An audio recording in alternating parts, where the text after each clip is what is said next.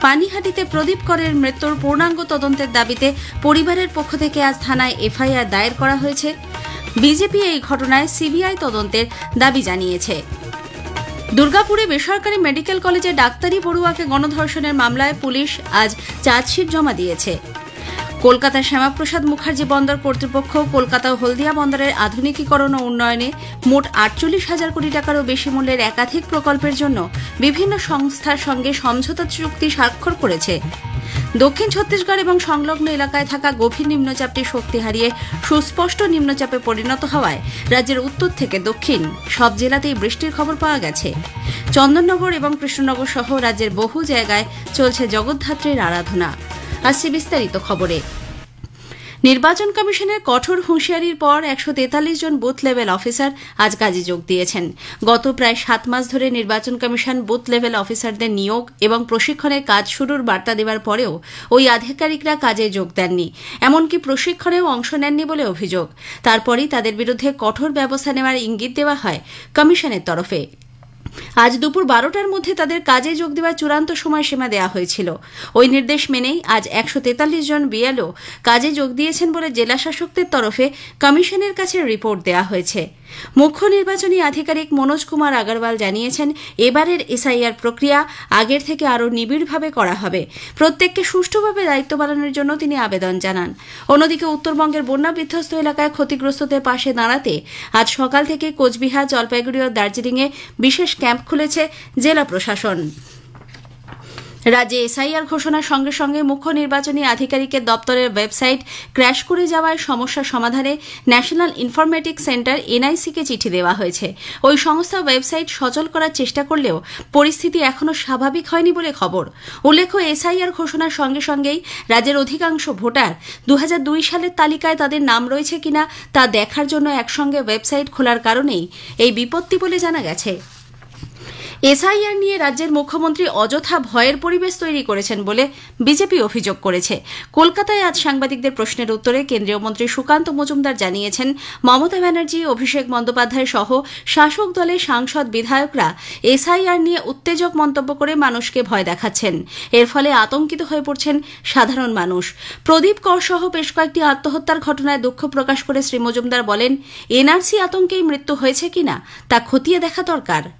তৃণমূল কংগ্রেস এবং অভিষেক বন্দ্যোপাধ্যায়, মমতা বন্দ্যোপাধ্যায় যারা এসআইআর নিয়ে লোককে এমন ভয় দেখানোর কাজ বেশ কিছু উত্তেজক মন্তব্য করেছেন, তাদের বিধায়ক সাংসদরা হাত কেটে নেব, আগুন ধরিয়ে দেবো, গাছে বেঁধে রাখবো, এই মিথ্যে যে ভয়ের বাতাবরণ তৈরি করা হয়েছে, সেই মিথ্যে ভয়ের বাতাবরণের দ্বারাও এই আত্মহত্যাটা সংগঠিত হলো কিনা সেইটা সবার আগে দেখা হবে।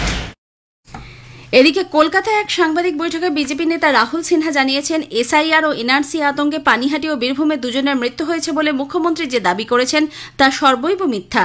উল্লেখ্য, পানিহাটিতে প্রদীপ করের মৃত্যুর পূর্ণাঙ্গ তদন্তের দাবিতে পরিবারের পক্ষ থেকে থানায় এফআইআর দায়ের করা হয়েছে।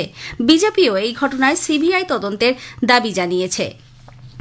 উত্তর 24 পরগনার অশোকনগর বিধানসভার 159 নম্বর বুথের কোনো ভোটারেরই নাম নির্বাচন কমিশনের পোর্টালে 2002 সালে তালিকায় নেই বলে বিধায়ক নারায়ণ গোস্বামীর দাবি। বিষয়টি গুরুত্ব সহকারে খতিয়ে দেখার জন্য জেলা নির্বাচনী আধিকারিককে চিঠি দিয়েছেন তিনি। চিঠিতে জানিয়েছেন, ওই বুথের ভোটাররা অন্য কোনো বুথের সঙ্গে সংযুক্ত হননি। বিষয়টি অবাঞ্ছিত এবং অনভিপ্রেত বলে নারায়ণবাবু জানান। কেন্দ্রীয় রেল, তথ্য সম্প্রচার এবং ইলেকট্রনিক্স ও তথ্য প্রযুক্তি মন্ত্রী অশ্বিনী বৈষ্ণব দেশের একাধিক রেল স্টেশনে আধুনিক সুযোগ সুবিধা সমৃদ্ধ 76টি যাত্রী প্রতীক্ষালয় করার প্রস্তাব অনুমোদন করেছেন। এর মধ্যে পূর্ব রেলের হাওড়া, শিয়ালদা ও আসানসোল স্টেশন এবং দক্ষিণ পূর্ব রেলের শিয়ালদা স্টেশনটিও রয়েছে। প্রতিটি নির্মাণ কার্যই হবে অভিন্ন এবং স্থানীয় পরিস্থিতিকে বিবেচনায় রেখে। কলকাতার শ্যামাপ্রসাদ মুখার্জি বন্দর কর্তৃপক্ষ কলকাতা ও হলদিয়া বন্দরের আধুনিকীকরণ ও উন্নয়নে মোট 48,000 কোটি টাকারও বেশি মূল্যের একাধিক প্রকল্পের জন্য বিভিন্ন সংস্থার সঙ্গে সমঝোতা চুক্তি স্মারক করেছে। মুম্বাইয়ে চলতি ইন্ডিয়া মেরিটাইম উইক 2025 সম্মেলনের মঞ্চে গতকাল এই সমঝোতা চুক্তি স্বাক্ষরিত হয়। বন্দর কর্তৃপক্ষ গঙ্গা তীরে সৌন্দর্যায়নের পাশাপাশি বন্দরের জমি বাণিজ্যিকভাবে ব্যবহার করতে দুটি নামী রিয়েল এস্টেট সংস্থার সঙ্গে চুক্তিবদ্ধ হয়েছে। জানা গেছে, মধ্য কলকাতার আর্মেনিয়ান ঘাটে তৈরি হবে এক বড় মাপের আধুনিক বাণিজ্যিক প্রকল্প। অপর প্রকল্পটি হবে খিদিরপুর বন্দর সংলগ্ন এলাকায়। কলকাতায় আজ শুরু হয়েছে ১১তম আন্তর্জাতিক খনি সরঞ্জাম ও খনিজ বস্তুর প্রদর্শনী। বিগত বছরে দেশে ১ বিলিয়ন টনের বেশি কয়লা উৎপাদন হয়েছে। পাশাপাশি কয়লা সরবরাহের ক্ষেত্রেও এক নতুন মাইলফলক অর্জন করা গেছে। তবে বিদ্যুৎ উৎপাদনের চাহিদা কম থাকায় আগের উত্তোলিত কয়লাই মজুত রয়েছে বলে জানানো হয়েছে। স্থানীয় সংবাদ শুনছেন আকাশবাণী কলকাতা কেন্দ্র থেকে। দুর্গাপুরে বেসরকারি মেডিকেল কলেজে ডাক্তারি পড়ুয়াকে গণধর্ষণের মামলায় পুলিশ আজ দুর্গাপুর মহকুমা আদালতে চার্জশিট জমা দিয়েছে। ঘটনার ২০ দিনের মাথায় এই চার্জশিট জমা হল। পুলিশ সূত্রে খবর, ধৃত সহপাঠী ওয়াসিফ আলীর বিরুদ্ধে ধর্ষণ এবং অন্য ৩ অভিযুক্ত শেখ নাসির উদ্দিন, অপু বাউরি ও শেখ ফিরদৌসের বিরুদ্ধে গণধর্ষণ সহ ডাকাতি ও তোলাবাজির চার্জ আনা হয়েছে। বাকি ২ ধৃত শেখ রিয়াজ উদ্দিন এবং শেখ শফিকের বিরুদ্ধে জোর করে টাকা আদায়, ডাকাতি ও ছিনতাইয়ের অভিযোগ এনেছে পুলিশ। আগামী ২ মাসের মধ্যে বিচার প্রক্রিয়া শুরু হবে বলে বিশেষ সরকারি আইনজীবী বিভাস চট্টোপাধ্যায় আশা প্রকাশ করেছেন। এই মামলার পরবর্তী শুনানি আগামীকাল। জগদ্ধাত্রী পুজোর আজ মহানবমী। সকাল থেকেই যথাবিহিত নিয়ম মেনে সর্বত্র পুজো সম্পন্ন হয়েছে নির্দিষ্ট সময়েই। আলোকনগরী চন্দননগরে এখন দর্শনার্থীদের ঢল। চন্দননগর থেকে আমাদের প্রতিনিধি রক্তিম ভট্টাচার্যের একটি প্রতিবেদন। জগদ্ধাত্রী পুজোর আজ মহানবমী। সকাল থেকেই যথাবিহিত নিয়ম মেনে সর্বত্র পুজো সম্পন্ন হয়েছে নির্দিষ্ট সময়েই। একদিনেই চলে বোধন থেকে শুরু করে সপ্তমী, অষ্টমী ও নবমী পুজো। সন্ধি পুজোর সময়কালে কোথাও কোথাও কুমারী পুজো অনুষ্ঠিত হয়েছে। আদি হালদার পাড়া সহ আরও কিছু জায়গায় পশু বলির বদলে কাঠ অথবা ফলমূলের প্রতীকী বলি হয়েছে। নবমী পুজোর বিশেষ ভোগে চাউলপট্টিতে ২৫০ কেজি চালের পোলাও রান্না করা হয়েছে।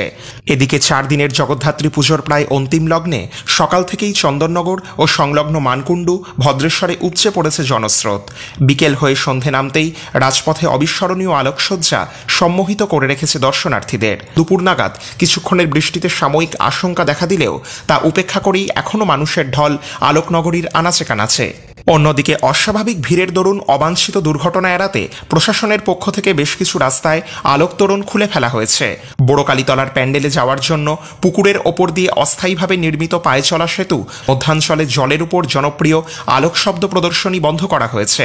শ্বাসরোধকারী ভিড়ে পদপিষ্ট হওয়ার মতো সম্ভাবনা তৈরি হবার জেরে মানকুণ্ডু সার্কাস মাঠে বন্ধ করা হয়েছে অঘরী সাধকদের নৃত্য প্রদর্শনী। দশমী তিথির বদলে একাদশীতে শোভাযাত্রা হওয়ার সিদ্ধান্তে আগামীকাল অতিরিক্ত একদিন ঠাকুর দেখার আশায় মেতে উঠেছেন সকলেই।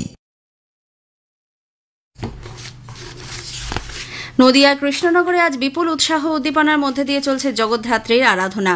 বেলুর মঠের সারদাপীঠ প্রাঙ্গণ, সারদা মায়ের জন্মভিটে, জয়রামবাটি এবং কামারপুকুর রামকৃষ্ণ মঠেও সকাল থেকে চলছে বিশেষ পুজো। কলকাতার বাগবাজার সহ একাধিক এলাকায় রাজ্যের বিভিন্ন জেলায় জগদ্ধাত্রী পুজোর আয়োজন করা হয়েছে। উচ্চ মাধ্যমিকের ৩য় সেমিস্টারের ফল আগামীকাল প্রকাশিত হবে। বেলা 12:30টায় সাংবাদিক বৈঠক করে আনুষ্ঠানিক ফল ঘোষণা করবেন উচ্চ মাধ্যমিক শিক্ষা সংসদের সভাপতি চিরঞ্জীব ভট্টাচার্য। দুপুর 2টো থেকে অনলাইনে রেজাল্ট জানতে পারবেন পরীক্ষার্থীরা।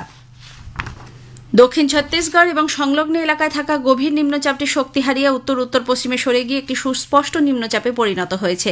এর প্রভাবে আজ দক্ষিণবঙ্গের বিভিন্ন জেলায় বিক্ষিপ্তভাবে বৃষ্টির খবর পাওয়া গেছে।